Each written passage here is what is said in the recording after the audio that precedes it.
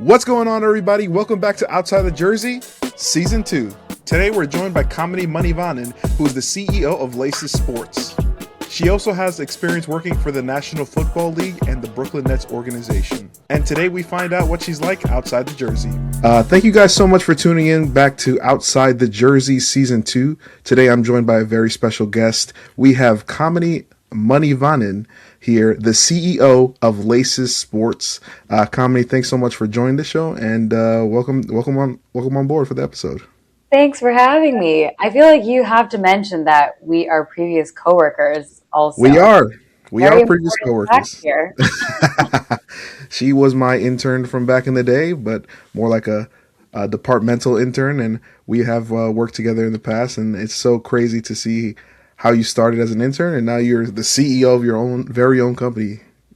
Hey, you had to start somewhere, right? I You're feel right. like we all have to start our journeys in sports somewhere. And mine actually started with the Nets. So I feel You're like right. you've really seen from day one like what's kind of happened in my career. Yep. No, I definitely have, and it's been really cool to witness from the sidelines and witness in real time how much you've evolved, and from the first day you came over here to New York. But if and we'll get into that for sure later on in the episode. Cool. But if you don't mind, why don't you introduce yourself to the people? Tell them who you are, what Laces Sports is about, and what your vision was for the company in the first place. Yeah, sure. So, CEO and founder of Laces Sports. So it actually started as a fantasy football platform for women. That was the original vision of it, because I had seen firsthand through other experiences that the fantasy platforms out there were not really conducive to beginners. So that's what my original vision was. And then as we continued to build, we figured out that it's actually not even just like a lack of education in fantasy football, but it's like actually just like a lack of education in sports in general. So the vision is like a little bit shifted in the last 1 year since we started the company, but I've had the best time building it. And prior to that, between the Nets, small stint at the USTA during the US Open, and the NFL, all of those basically validated that we need to educate newer fans on the game and like the history of it. There's so much more to the game than just the sport. Right. And I think that's a cool thing that you envisioned, excuse me, to start your own very own brand regarding that, and being at the forefront, because I've definitely seen how much you're really talking to the newer people, the newer fans, or people who are just trying to get into sports, telling them the exact breakdown. I think I saw a video of yours where you said the exact breakdown of what goes into like the penalties and or the flags in football and stuff like that. And I think that's a really cool thing that you've been doing, and breaking it down for all the other sports as well, including tennis. I think I saw as well, and all the other things that I've seen. But how did you even, like, let's start from the very beginning, right? How did you even get into sports growing up? Well, I played sports, so I feel like that's an easy segue to get actually into sports. I played tennis my entire life. I was coached as a young kid. I played all the way through high school, competitively. So that made me a fan of the game itself, because I feel like when you play a sport, you understand how difficult it is to play at like the pro level. So I feel like that was already kind of in my like orbit as I was growing up. I was always playing tennis. I played basketball and I ran cross country in high school too. So I feel like I learned the importance of sports pretty early on. But the fandom, I think, has like really evolved over time. I think it started as like watching basketball with my brother growing up, and then he was really into it. So I feel like when you have to share the TV with a sibling, you have to, learn each other's interests. And so I think I just continued from there, because I feel like once we graduated from high school, we weren't in the same place at the same time. So you kind of have to make a conscious decision. Like, okay, am I going to follow this? How deep do I want to get? How deep is my fandom? But it only grows, I feel like, every year. Right. I think everybody everybody who is involved in sport, loves sports, just continues to get deeper into the rabbit hole of their team, of their sport, and it's just a ever growing, lifelong thing for them. And I know you mentioned you played sports in high school. You were super interested from a very early age, but you went to school actually for accounting, and also got your master's in data science. So what was kind of like your thought process going into college after you were like so heavily involved in sports growing up the whole time? So I think in college, it's so hard to make a decision about what you want to do when you're older. Who really knows what they want to do? I feel like even when you're worked in corporate for 10 years, do you really know what you want to do? I feel like it depends. So I feel like in college, I really just wanted to get a degree that I could use. And then once I came out of it and started in different roles, started in consulting, then eventually asked myself, okay, can you do something that you really like to do? Okay, cool. Start with your interests. What do you really like? Sports was kind of top of the list, and I didn't even know at the time that I could have a role or a job in sports. My master's program is actually what taught me that I could have a role in sports. I took a sports analytics class when I was at Northwestern, and one of the assignments said, go research what kind of roles you could get with your degree. And so that's what spurred really a lot of this was, okay, cool. Um, Google, because at that time we didn't have ChatGPT, but go Google like what roles you could have. And so that's what opened my eyes.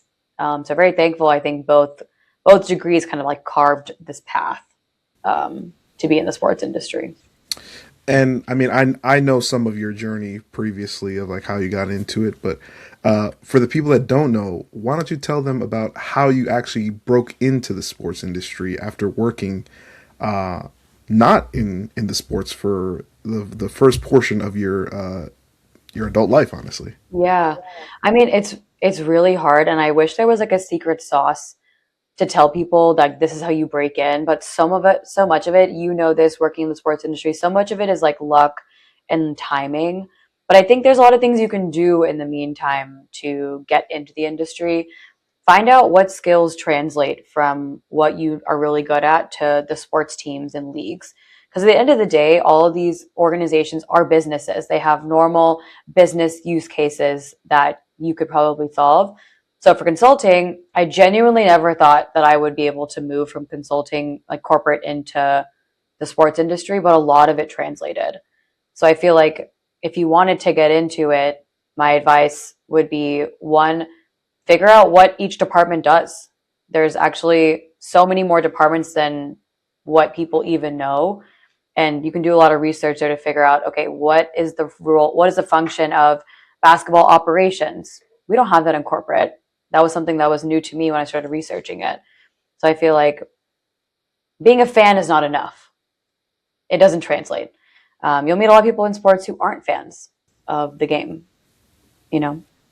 That's true. And I think one of the most interesting points or about your career, truthfully, is just from that first jump where you had a full time job coming out of college and working and making decent money, and then you had to take a job as an intern after working full time after all those years, and then from there you worked at the NFL for a little bit, and then from there again you had to take another jump to start your own entrepreneurial adventure. And just tell me a little bit more about how that process goes for you, as you've done it multiple times, like jumping headfirst into something that you truly believe in. I don't think you'll ever feel ready to take on a new role.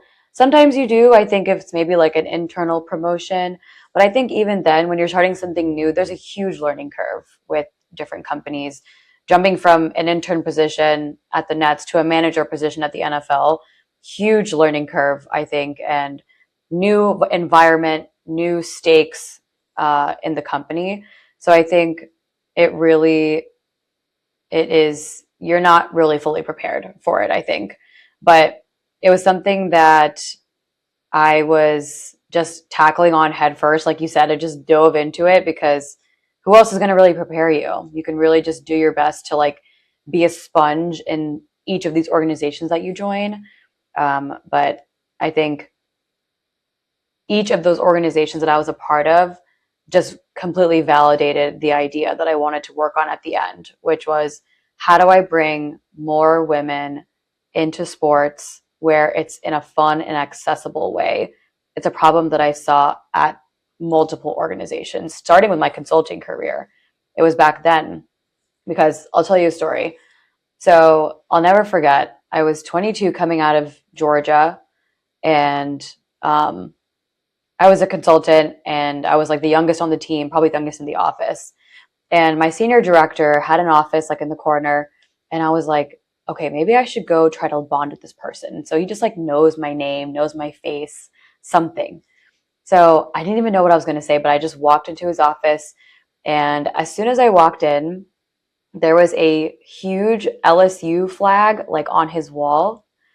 And so immediately I was like, wait, this is the perfect opportunity for me to bring up like college football, because it was in the fall that I had started. And so I immediately said, oh, wait, like we play you guys in 2 weeks.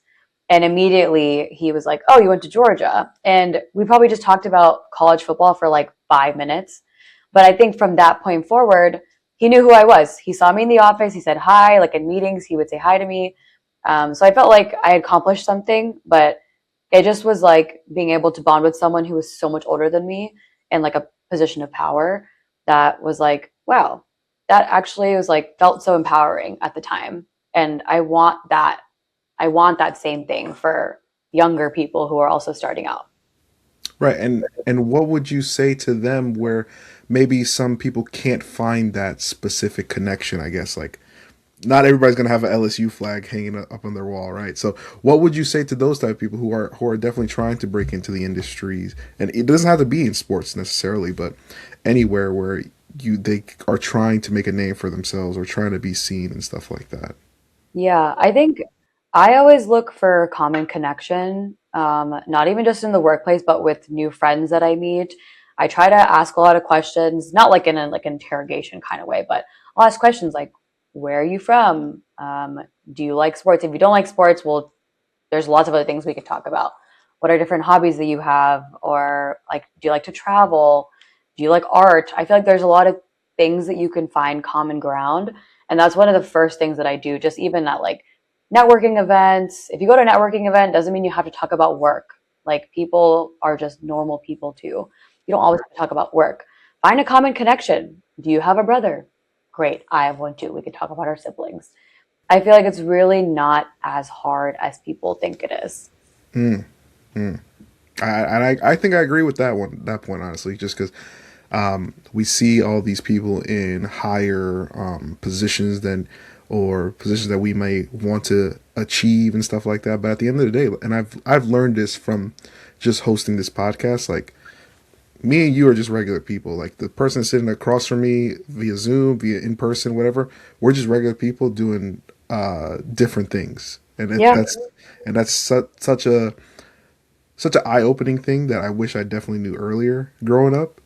But I definitely agree with that sentiment that you And have. remember we found the common ground when you went to Atlanta You're also. right.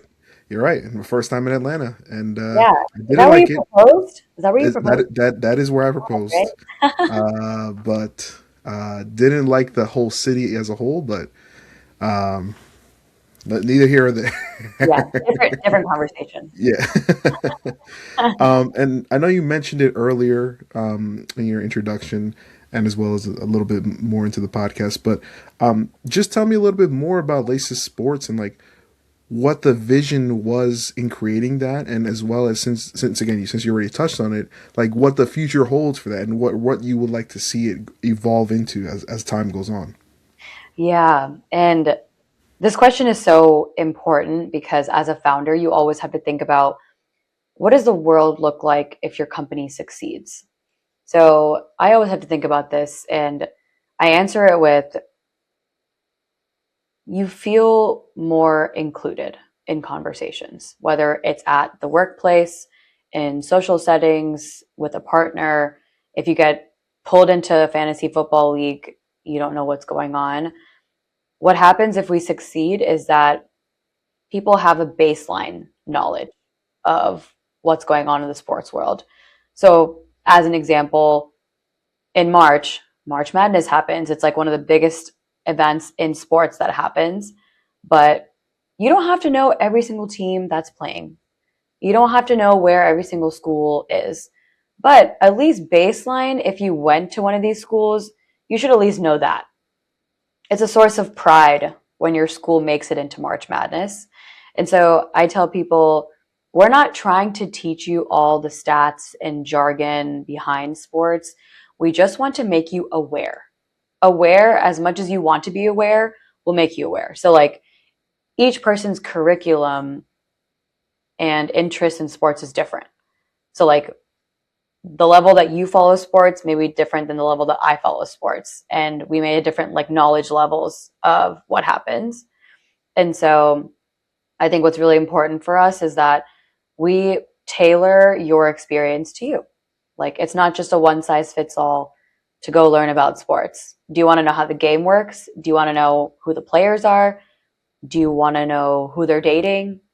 Do you want to know where they're from?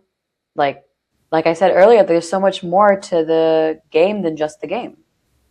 Right. And I think I wanted to ask you this question just because of your background, as well as just how much you've kind of, I don't want to, like, correct me if I'm wrong. I don't want to say how you marketed your company, but it feels like it's going hand in hand with AI. And so I want to ask you, like, where do you see AI changing the sports landscape as a whole over the next 5 years, just because of how much it's already been integrated on the business side and on the field as well, or court.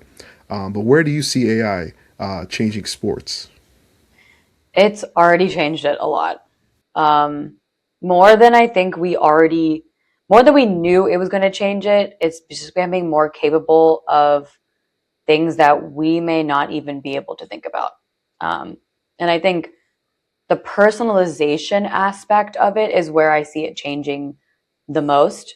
Like, I think it's already kind of getting there where if your in arena experience isn't really tailored to you, it's going to eventually be tailored to you. Um, and I think, like, preferences of sports that you like, I think there'll be like a more of like a fan profile built on you that have all the leagues will have access to, because it's constantly going to learn from your purchases, your behavior, how you're interacting with sporting websites. Like, if you're interacting with the NFL, the NBA, multiple sports, I think eventually AI will come and say, okay, um, Kamini likes the Brooklyn Nets, the Atlanta Hawks, the Georgia Bulldogs. Like, ESPN already does this, has like a profile on you, but I think it'll be even deeper than that, where it'll be somehow on one platform where maybe just facial recognition will be able to pull up a profile on you. I think we're getting dangerously close to it. Wow. I mean, I can't even, like, growing up, like, right. I don't think I've ever would have anticipated something like this coming out. And even when, like, the Chat GPTs, Google, whatever it was called, Gemini was coming out and stuff like that, I couldn't even, like, fully grasp the potential for something Same. like AI to evolve into. And like you said, it's like evolved exponentially, and I don't see it slowing down from here. And and that's a cool thing for sports, as a sports fan, right? Like, imagine having that type of dedicated. I don't want to say like an invasive profile on you, but more like that type of dedicated. Like, Uh, whatever is allowed, yeah, platform or like profile, whatever it is that right, you give access to, because I think also privacy concerns will come right, into this. But as much as you're already interacting with the sports media online, it's all being tracked anyway. So, like, right, privacy is less of an option, unfortunately. um, right. Especially sports fans, you would think that they would want to have more tailored profiles. But I think the difference between the generations, it's really just like a preference. Right, and I agree with that wholeheartedly, for sure. I just want to transition a little back because I know you mentioned it again, where um, about being a woman in the workplace, right? Specifically, what do you think? Like, since you've experienced it already, right? Um, Working in the industry, but what do you think younger women, can do who are interested on the business side of sports? What can they do to break into the field where it's predominantly male? Yeah. I think first, it helps if you know what's happening in the sports world, because regardless, you're coming into an industry that has a lot of males working in it. And let's use an example of being a Hawks fan. Good example since I'm from Atlanta. Let's say that you get a job at the Atlanta Hawks, or like you're applying to be in working at the Atlanta Hawks. If you're going to say that you're a fan of the team, you should at least baseline know who are the star players, where do they play, when does the season run from. There's a very like basic level of knowledge that you should know. Because most people who go to work for a team, a lot of them love the team, love the game, they love the league. And there's a lot that don't. But I think there are certain things that you should know going into the sports industry. If you know sports, it will help you a lot. You will be able to bond with a lot more people if you can just carry out a conversation with them about what's going on, especially if your team is playing in the playoffs, or if your team's doing really well. You should know, just know those things, because let's say that someone asks me like, or if I say that, oh, I'm a Hawks fan, if someone is like, oh, like what about that game a couple days ago, you should at least know what the outcome was. Sometimes I actually find myself not keeping up as much now that I'm actually in it, just because I feel Mm-hmm. like life kicks in, right?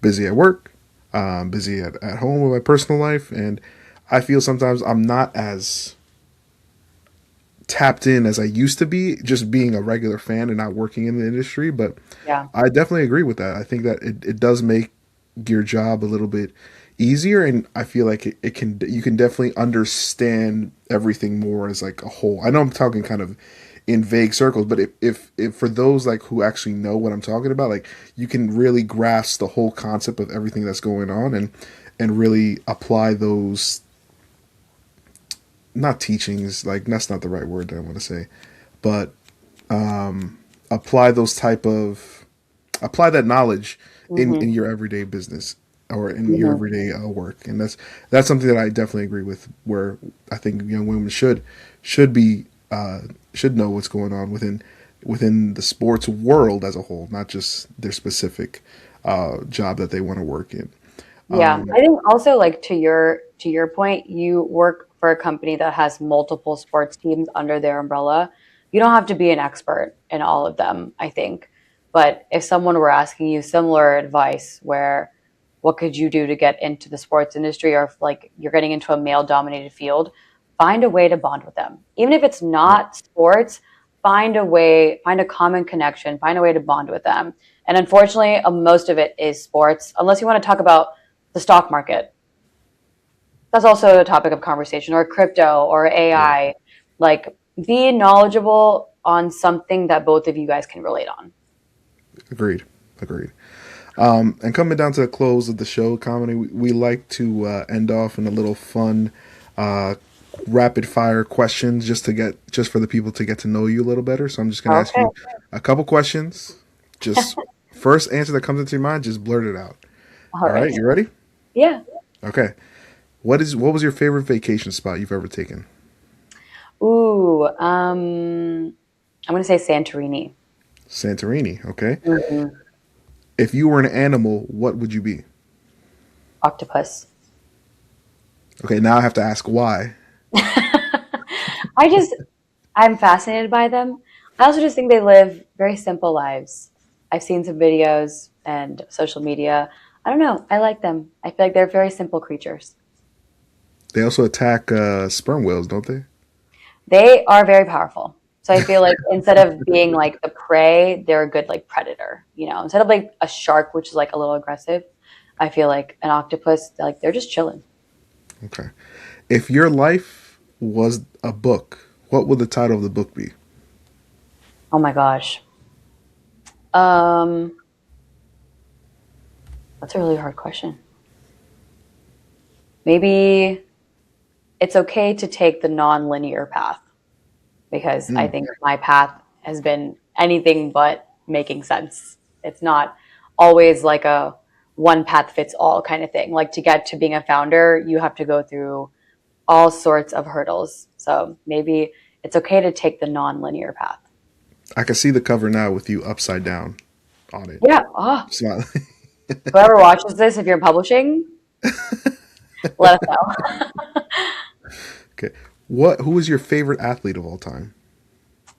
Oh, it's a tie between Federer and LeBron James. Like tennis Mm, is Federer, basketball is LeBron. So it's like really difficult to pick between the two. okay. If you were stranded on an island, what are the three things that you would bring? Okay. Um, Probably a book. I don't know which book, so don't ask me. Um, Maybe my word search puzzles. I have a big book of word search puzzles that would keep my brain occupied at least to like keep things moving up there. Hmm. Um, Dang, this is hard. If I had a dog, probably If you my had a dog. dog. I had, yeah, my family dog that we don't have anymore. I feel like if she was still around, I would bring her. I feel like she'd be a good companion. I would have said a water purifier, at least one of them, but that was just me. Wait. That doesn't count. That's not a real answer. Water purifier? Obviously, it would have been water. That's unfair. And the last question that I have for you is, what is the best piece of advice that you've ever been given? I think that answer has changed over time. Uh, if you had asked me a couple years ago, it definitely would have been not been what I'm about to say now. But I think best piece of advice I've been given has been be obsessed with the problem you're trying to solve. I feel like I'm constantly thinking about what I'm trying to solve for and like what the world looks like if Laces becomes this really big company and people are using it to learn about sports. I'm obsessed with the problem. I'm obsessed with asking everyone who will tell me what their experience is like with sports. Have you felt left out? Do you know how to learn about it? Do you care to learn about it? I will ask 25 questions if you don't stop me. Um, with anyone who is down to answer my questions. Kamini, thank you so much for joining the show today. I really appreciate your time and taking out some time from your very busy schedule. Where can the people find you and Lisa Sports on Instagram? Instagram is for our Laces account is Play Laces. It's just one word on Instagram. And then if you want to connect with me, just LinkedIn is the best way to connect with me. Nice, and I'll put both of those right up there, Yeah. up in the description. Kamini, thank you so much for your time, and really appreciate everything that you do for the whole world of sports. Thanks, Alex. Thank you guys so much for tuning into Outside the Jersey. Don't forget to like and subscribe so you don't miss an episode. You can follow us at Outside the Jersey on TikTok and Instagram. Until next time.